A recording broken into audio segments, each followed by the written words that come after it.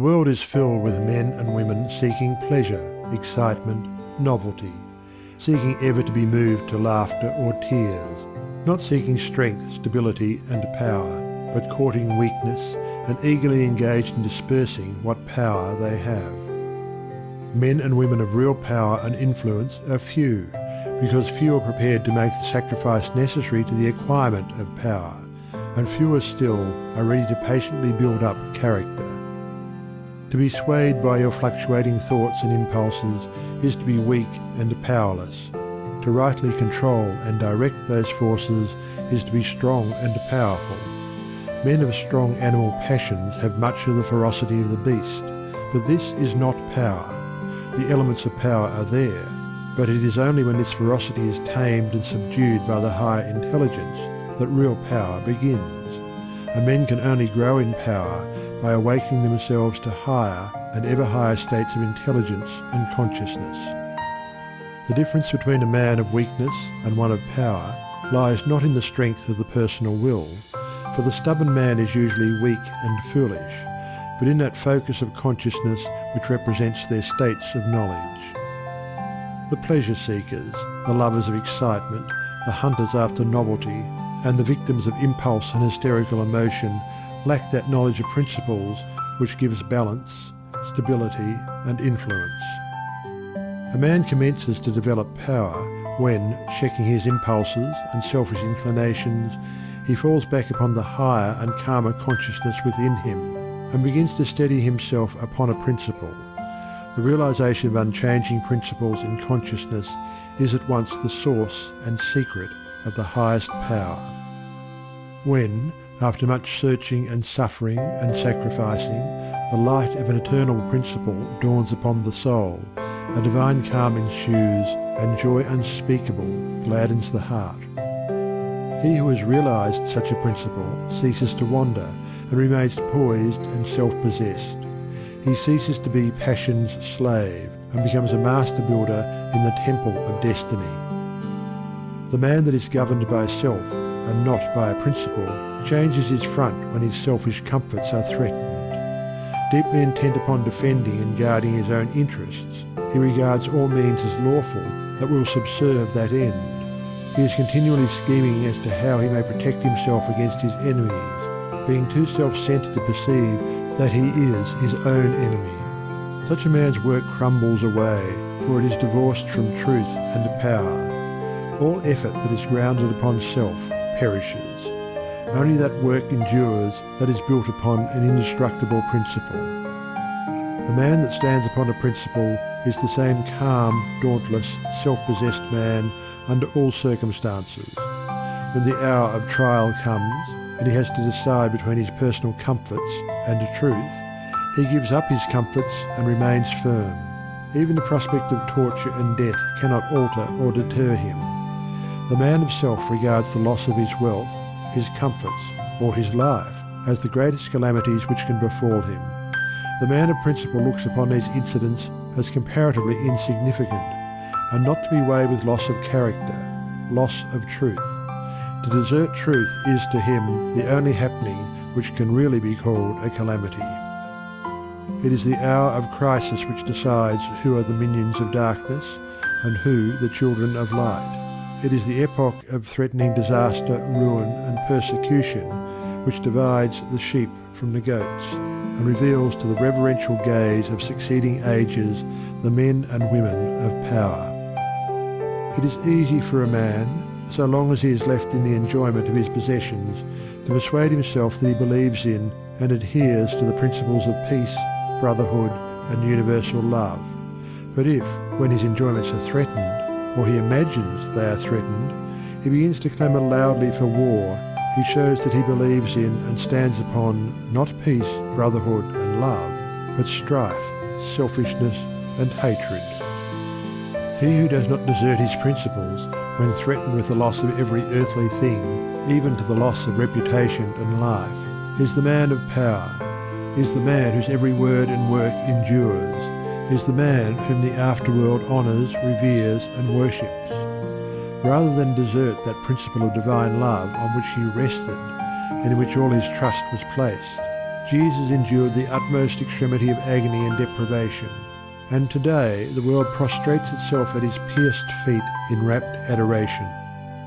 There is no way to the acquirement of spiritual power except by that inward illumination and enlightenment, which is the realization of spiritual principles. And those principles can only be realized by constant practice and application. Take the principle of divine love and quietly and diligently meditate upon it with the object of arriving at a thorough understanding of it. Bring its searching light to bear upon all your habits, your actions, your speech and intercourse with others, your every secret thought and desire. As you persevere in this course, the divine love will become more and more perfectly revealed to you, and your own shortcomings will stand out in more and more vivid contrast, spurring you on to renewed endeavour. And having once caught a glimpse of the incomparable majesty of that imperishable principle, you will never again rest in your weakness, your selfishness, your imperfection, but will pursue that love until you have relinquished every discordant element and have brought yourself into perfect harmony with it. And that state of inward harmony is spiritual power. Take also other spiritual principles, such as purity and compassion, and apply them in the same way. And so exacting is truth, you will be able to make no stay, no resting place, until the inmost garment of your soul is bereft of every stain, and your heart has become incapable of any hard, condemnatory, and pitiless impulse. Only insofar as you understand, realize, and rely upon these principles will you acquire spiritual power, and that power will be manifested in and through you in the form of increasing dispassion, patience, and equanimity. Dispassion argues superior self-control. Sublime patience is the very hallmark of divine knowledge, and to retain an unbroken calm amid all the duties and distractions of life marks off the man of power. It is easy in the world to live after the world's opinion. It is easy in solitude to live after our own. For the great man is he who in the midst of the crowd keeps with perfect sweetness the independence of solitude. Some mystics hold that perfection in dispassion is the source of that power by which miracles, so called, are performed. And truly he who has gained such perfect control of all his interior forces that no shock, however great, can for one moment unbalance him, must be capable of guiding and directing those forces with a master hand. To grow in self-control, in patience, in equanimity, is to grow in strength and power, and you can only thus grow by focusing your consciousness upon a principle. As a child, after making many and vigorous attempts to walk unaided, at last succeeds, after numerous falls, in accomplishing this, so you must enter the way of power by first attempting to stand alone. Break away from the tyranny of custom, tradition, conventionality, and the opinions of others, until you succeed in walking lonely and erect among men. Rely upon your own judgment. Be true to your own conscience. Follow the light that is within you. All outward lights are so many will-o'-the-wisps. There will be those who will tell you that you are foolish, that your judgment is faulty, that your conscience is all awry, and that the light within you is darkness. But heed them not. If what they say is true, the sooner you, as a searcher for wisdom, find it out, the better. And you can only make the discovery by bringing your powers to the test. Therefore, pursue your course bravely. Your conscience is at least your own, and to follow it is to be a man. To follow the conscience of another is to be a slave.